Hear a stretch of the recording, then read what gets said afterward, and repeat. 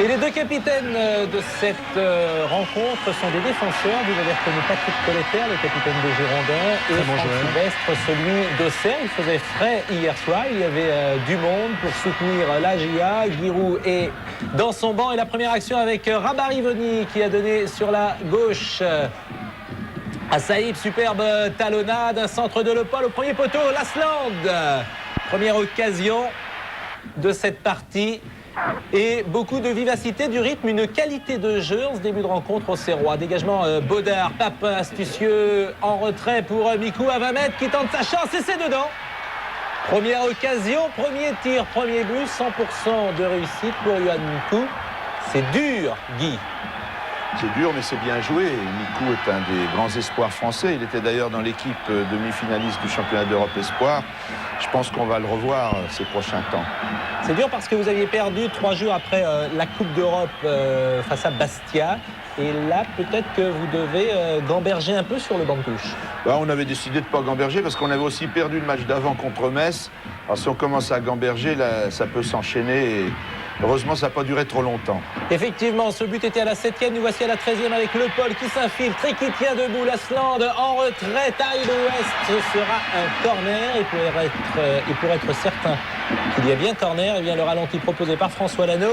C'est Mikou du talon qui a mis ce ballon en corner. Et pour le tirer, alors qu'on voit Taribo West en gros plan, Moussa Saïb. Le Paul et Colletter qui sauve pratiquement sur la ligne. Dégagement de bas, ça va revenir avec Saïb sur la gauche. Transversale de Saïb, l'embourde de la tête, Lasland, égalisation.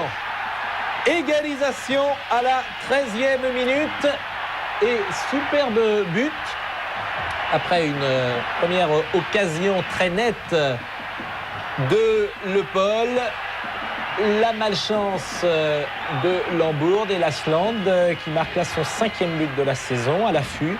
Il a fait un bon match, Lasland, comme toujours. Il travaille beaucoup, il joue énormément en remise.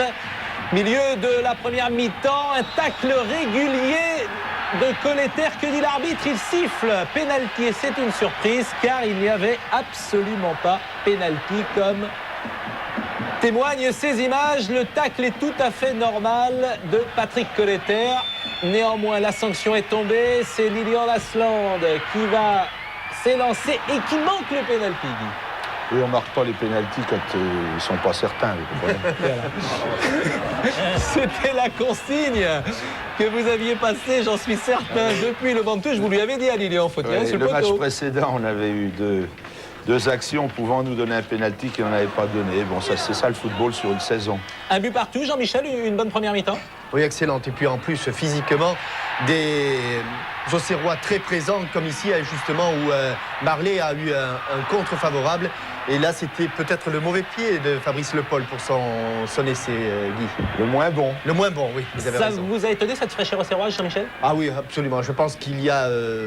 allez, on ne va pas jouer les anciens combattants. Il y a 20 ans, les footballeurs français étaient nettement moins bien préparés. Ils n'auraient pas été capables de réaliser en l'espace de 72 heures 2 matchs de cette qualité sur le plan physique en tout cas. La fin du match alors qu'on a vu une occasion de Zanotti, un ballon qui arrive à Le Paul, nous jouons la 80e minute et but Lucarne. C'était le meilleur pied là. C'était le meilleur pied de Fabrice Le Paul du gauche et il est superbe ce but. Le Paul qui avait pourtant qui paraissait fatigué en fin de match, c'est vrai. Et vous ne l'avez pas sorti, Guy, vous avez été judicieux en cela. Et Le Paul qui inscrit donc le but décisif alors que c'est Lasland. Oui, et puis un côté gauche sur cette équipe de la JOCR qui est absolument remarquable. Quand il n'y a pas Diomède, il y a Le Paul. Et puis quand il y a Diomède ou Le Paul, il y a surtout Rabat Rivoni qui fait actuellement des matchs fantastiques au poste de latéral gauche. La dernière occasion sera pour Ziani qui a remplacé Mikou, comme Papin était également sorti, remplacé par Diawara. Voici la fin du match. Et une émotion toute particulière pour Giroud qui a tenu à applaudir et à saluer le courage, la détermination de ses joueurs. C'est rare, Guy, lorsque vous applaudissez de cette manière vos joueurs. Et je crois que c'est la première fois de ma carrière, mais c'était pour le match d'hier, parce qu'il faut considérer la valeur de l'équipe de Bordeaux qui est très grande. où après le match on a des regrets, ça en fait partie, puisque bon, on avait eu quand même la bonne idée d'ouvrir le score. On réussit à prendre un but sur un coup franc à 50 mètres, en plein axe, qui arrive à nous mettre en difficulté.